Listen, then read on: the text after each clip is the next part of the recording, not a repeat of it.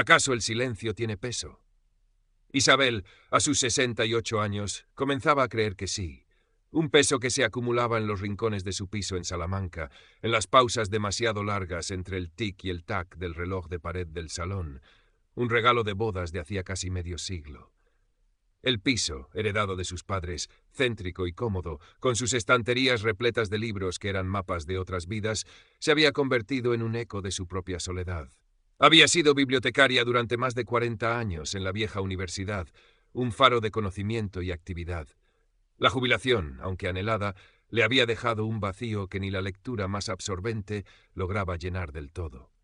Su primer marido, Alfonso, compañero de una vida tejida con complicidad intelectual y un afecto sereno, había partido hacía 5 años, llevándose consigo una melodía que ahora solo resonaba en sus recuerdos. Sus hijos, Javier y Lau, buenos chicos, vivían sus propias vidas ajetreadas en Madrid y Sevilla respectivamente. Las llamadas eran regulares, cariñosas, pero la distancia geográfica y la rutina imponían un velo de formalidad, una incapacidad para compartir las pequeñas desazones cotidianas. Deberías salir más, Isabel. Apuntarte a algo. Un club de lectura, un curso de historia del arte. ¿Qué sé yo?, le decía Carmen, su amiga del alma, viuda también, pero con una visión de la vida mucho más pragmática. Carmen, con su energía inagotable, sus grupos de senderismo y su voluntariado en Cáritas, era un torbellino de actividad que contrastaba con la quietud autoimpuesta de Isabel. Ya salgo, Carmen. Voy a la compra, paseo por la Plaza Mayor, a veces tomo un café en el Novelty. Eso no es salir, mujer. Eso es cumplir. Carmen fruncía el ceño, sus ojos vivaces escrutando a Isabel con una mezcla de cariño y exasperación. Necesitas estímulos, conversación. Te estás apagando como una vela. Isabel sonreía con una pizca de melancolía.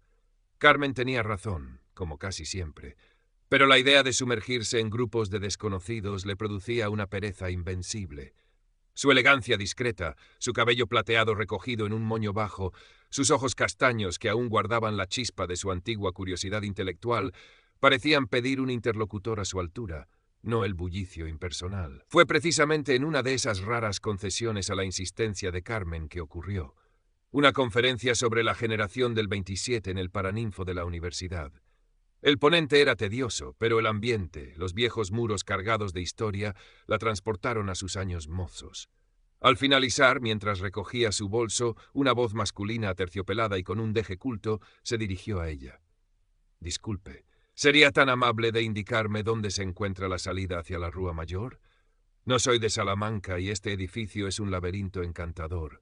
Isabel se giró. Ante ella un hombre de unos 70 años, bien conservado, con un aire bohemio elegante, pañuelo de seda al cuello, chaqueta de lino impecable, gafas de montura interesante. Su cabello, canoso pero abundante, peinado con esmero, y una sonrisa fácil que iluminaba un rostro surcado por arrugas que parecían más mapas de viajes que estragos del tiempo. «Por supuesto», respondió Isabel, sintiendo un rubor inesperado. «Sígame si quiere». Se llamaba Ricardo Fuentes. Dijo ser escritor, aunque sus obras, confesó con una modestia encantadora, no eran precisamente bestsellers. Estaba en Salamanca visitando a un viejo amigo y aprovechando para empaparse de su atmósfera literaria. La conversación fluyó con una naturalidad asombrosa. Hablaron de Lorca, de Cernuda, de la belleza melancólica de la ciudad al atardecer. Ricardo la escuchaba con una atención que ella no recordaba haber recibido en años, asintiendo, apostillando con citas precisas, sus ojos azules fijos en los suyos. Cuando se despidieron en la puerta de la clerecía, Isabel sintió un cosquilleo juvenil, una promesa de algo nuevo flotando en el aire perfumado por los tilos. Ricardo comenzó a cortejarla con una inteligencia y unas atenciones que la desarmaron. Cenas en restaurantes discretos pero excelentes cerca del puente romano, donde el Tormes susurraba historias antiguas. Paseos por el huerto de Calixto y Melibea, recitándole versos de Garcilaso. Visitas a exposiciones en el día 2. Le hablaba de sus viajes por Italia, de sus lecturas, de una vida que parecía sacada de una novela de Stefan Zweig. Isabel se sentía rejuvenecer, como si una parte de ella, aletargada durante años, despertara de un largo sueño. Las conversaciones eran estimulantes, profundas. Ricardo parecía entenderlas sin necesidad de explicaciones, adivinar sus pensamientos. «Eres una mujer extraordinaria, Isabel. le dijo una tarde, mientras tomaban un chocolate con churros en la Plaza Mayor, el sol de otoño dorando la piedra de Villamayor. Tu mente es un tesoro. Hacía tanto tiempo que no encontraba un alma gemela con quien compartir esto. Isabel, deslumbrada, sentía que por fin había encontrado a alguien que valoraba su esencia, no solo la fachada de viuda respetable. La soledad intelectual, ese anhelo de un cómplice para desentrañar el mundo, parecía haber encontrado respuesta. A los 3 meses de aquel encuentro casual, durante una cena íntima en un pequeño restaurante de la calle de la Compañía, Ricardo tomó sus manos entre las suyas. Sus ojos brillaban con una emoción que a Isabel le pareció absolutamente genuina. Isabel, querida mía, sé que puede parecer precipitado, pero a nuestra edad, ¿qué tiempo tenemos que perder para ser felices? ¿Querrías casarte conmigo? El corazón de Isabel dio un vuelco. El mundo pareció detenerse. La pregunta flotó en el aire, cargada de promesas. Miró a Ricardo, a su sonrisa expectante, a la ternura de su mirada. Y en ese instante, la sombra de la soledad, el peso del silencio en su piso, se desvanecieron como por ensalmo. Sí, Ricardo. Sí, susurró, la voz embargada por la emoción. Carmen recibió la noticia con una mezcla de sorpresa y una cautela que no pudo disimular del todo. «Vaya, Isabel, no pierdes el tiempo, ¿eh?», bromeó, aunque sus ojos escrutadores no sonreían tanto como sus labios. «¿Estás segura? Lo conoces de hace apenas 3 meses. Estoy segura, Carmen. Es diferente. Me entiende. Me hace feliz», respondió Isabel con un brillo en la mirada que desarmó un poco a su amiga. «Bueno, si tú eres feliz, solo te pido que tengas cuidado, ¿vale? No es oro todo lo que reluce». Isabel desechó la advertencia con un gesto impaciente. Carmen, con su pragmatismo, no podía entender la conexión especial que había surgido entre ella y Ricardo. Era una segunda primavera, un regalo inesperado de la vida. Los primeros meses de matrimonio fueron idílicos, una nube de felicidad constante. Ricardo era atento, cariñoso, detallista. La llenaba de halagos, de pequeños regalos, de planes excitantes. Hicieron un viaje corto a Segovia, pasearon por el acueducto como 2 adolescentes enamorados. Isabel se sentía viva, plena. Fue Ricardo quien primero sugirió la idea de vender el piso de Isabel. «Cariño, este piso es maravilloso, pero es demasiado grande para nosotros 2. Y está lleno de recuerdos de Alfonso. ¿No crees que sería bueno empezar de cero en un lugar nuevo nuestro?», argumentó con su habitual suavidad persuasiva. «He visto un apartamento precioso, más moderno, funcional, con unas vistas increíbles cerca del río. Podríamos comprarlo con el dinero de la venta del tuyo y tus ahorros. Sería nuestro nido». Isabel dudó. Aquel piso era su refugio, el ancla de su vida. Cada libro, cada objeto, contaba una historia, pero la lógica de Ricardo parecía impecable. Y la idea de un nuestro nido, un espacio creado por y para ellos 2, era tentadora. Consultó brevemente con sus hijos, quienes, aunque sorprendidos, le dijeron que era su decisión y que la apoyarían. Javier, el más práctico, le aconsejó que se asegurara de que todo estuviera legalmente a su nombre también. Isabel se lo comentó a Ricardo, quien sonrió con dulzura. «Por supuesto, mi amor. Todo será de los 2. ¿Cómo podría ser de otra manera?». El piso se vendió rápidamente. El nuevo apartamento en una zona más moderna de Salamanca era luminoso y tenía efectivamente unas vistas espléndidas al Tormes. Pero era extrañamente impersonal, como la habitación de un hotel de lujo. Ricardo se encargó de la decoración, eligiendo muebles de diseño contemporáneo que a Isabel le parecían fríos, aunque no se atrevió a decirlo. Gran parte del dinero de la venta del piso de Isabel y una porción considerable de sus ahorros se destinaron a la compra y acondicionamiento del nuevo hogar, que curiosamente Ricardo puso a nombre de una sociedad limitada de la que él era administrador único. Para optimizar fiscalmente, ya sabes, querida, estas cosas burocráticas son un engorro, pero necesarias. Isabel, abrumada por los cambios y confiando ciegamente en el criterio de su marido, apenas reparó entonces en la importancia de aquel detalle. Poco después, Ricardo propuso crear una cuenta bancaria conjunta. «Para simplificar los gastos comunes, Isabel, así no tenemos que estar con líos de quién paga qué. Ingresamos nuestras pensiones ahí y listo». Isabel aceptó. Su pensión de bibliotecaria era modesta, pero suficiente para vivir sin agobios. La de Ricardo, según él, era algo mayor, proveniente de derechos de autor y algunas inversiones pasadas. Sutilmente, Ricardo comenzó a tejer una red invisible alrededor de Isabel. Las visitas de Carmen se hicieron menos frecuentes. Ricardo siempre tenía una excusa amable, un compromiso social, una jaqueca repentina de Isabel, o simplemente la encontraba un poco negativa, ¿no crees, cariño? A veces su pragmatismo roza el pesimismo. Isabel, deseosa de complacer a su marido y evitar cualquier sombra en su felicidad, empezó a espaciar los encuentros con su amiga. Las llamadas a sus hijos también se volvieron más breves. Ricardo solía estar presente, interrumpiendo con comentarios o demandando la atención de Isabel, lo que hacía que las conversaciones fueran tensas e insustanciales. El control financiero se hizo más evidente, aunque siempre envuelto en la seda de la amabilidad. Ricardo manejaba la cuenta conjunta con una desenvoltura que a Isabel le empezó a inquietar. Los gastos eran elevados. Cenas frecuentes en restaurantes caros. Hay que mantener una vida social activa, Isabel, es bueno para mi inspiración. Ropa de marca para él. La imagen es importante en ciertos círculos, ya sabes. E incluso la propuesta de invertir una parte del dinero restante de Isabel en un negocio prometedor de un amigo artista. No te preocupes por estas cosas mundanas. Mi vida, le decía Ricardo cuando ella intentaba tímidamente preguntar por el saldo de la cuenta o el destino de alguna suma importante. Confía en mí. Yo me encargo de que nuestro futuro sea brillante. ¿Vamos a discutir por dinero a nuestra edad, Isabel? ¡Qué vulgaridad! Isabel se sentía culpable, como si su preocupación fuera una falta de confianza, una mancha en su amor.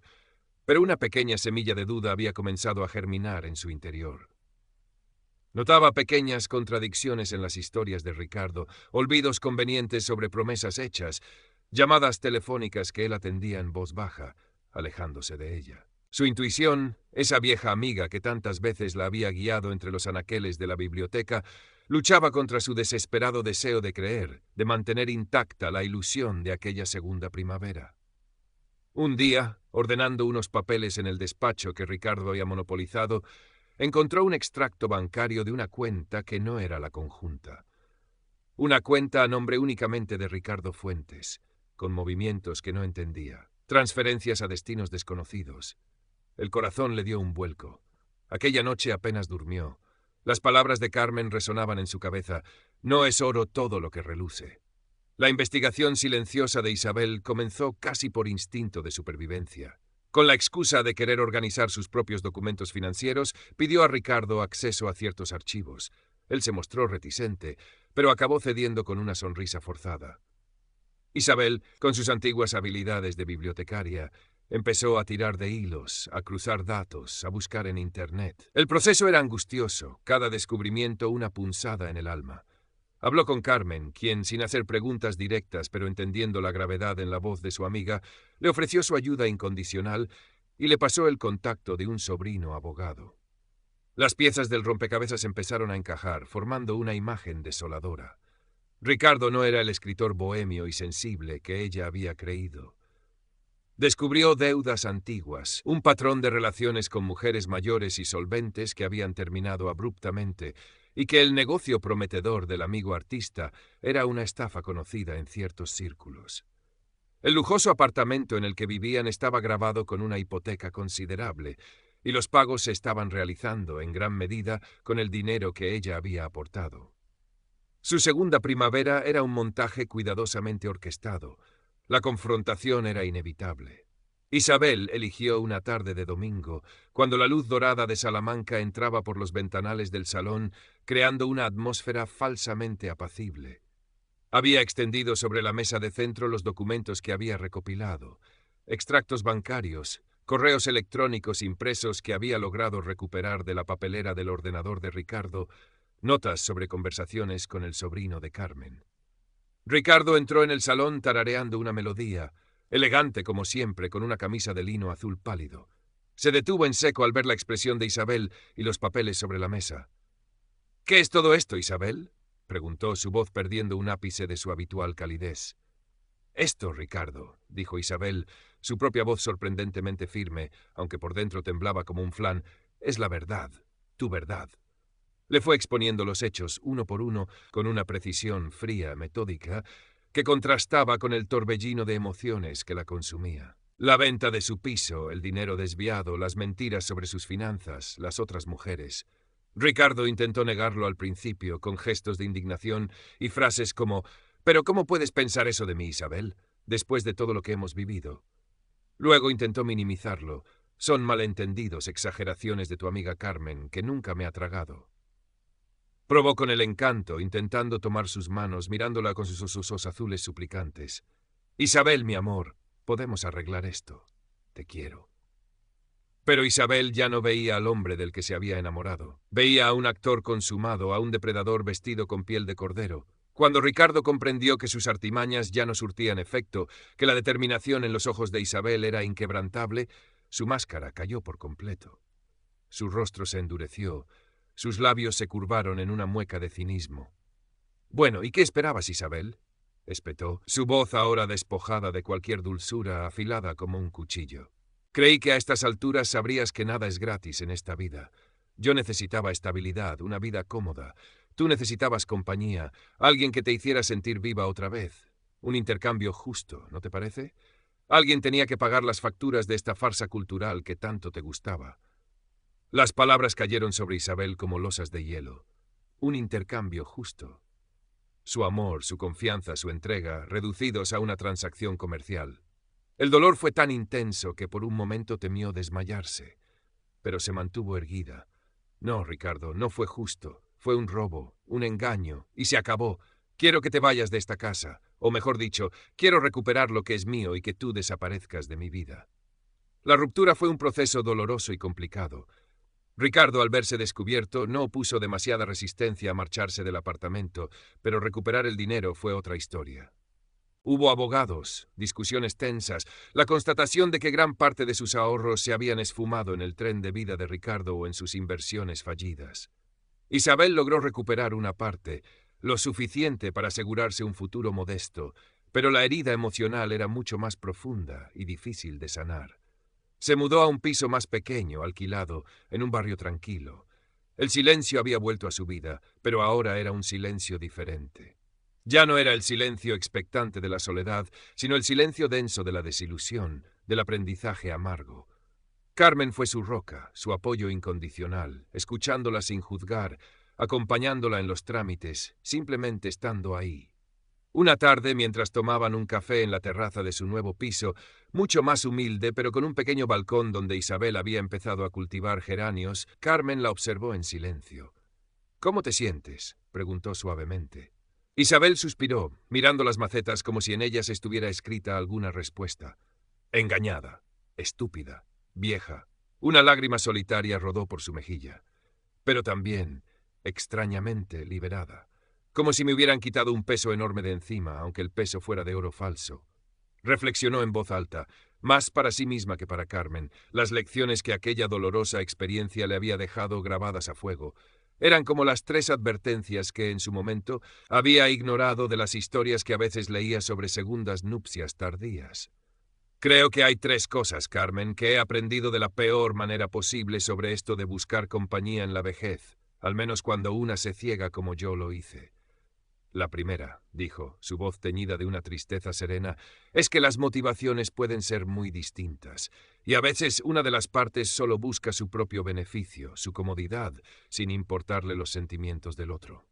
Uno ofrece sinceridad, y el otro solo ve una oportunidad». Carmen asintió, escuchando con atención. «La segunda», continuó Isabel, «es lo terriblemente fácil que es perder la independencia, no solo la económica, sino también la emocional.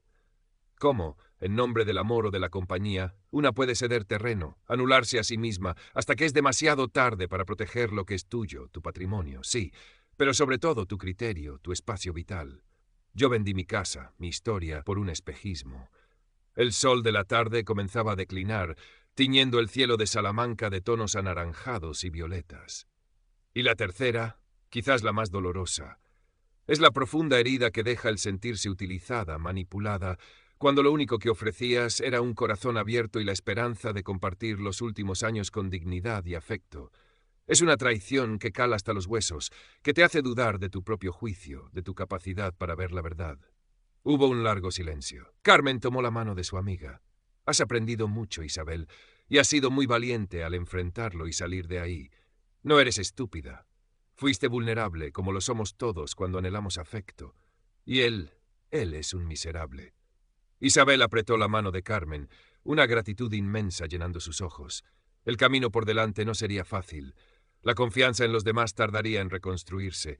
Pero mientras miraba los geranios que empezaban a florecer en su balcón, un símbolo de vida nueva y sencilla, sintió que, a pesar de todo, una parte de la antigua Isabel, la mujer fuerte y reflexiva, estaba resurgiendo de las cenizas de su segunda primavera.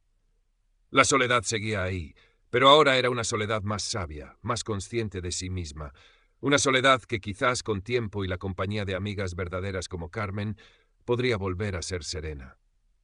El precio de la lección había sido alto, pero la vida a veces enseña sus verdades más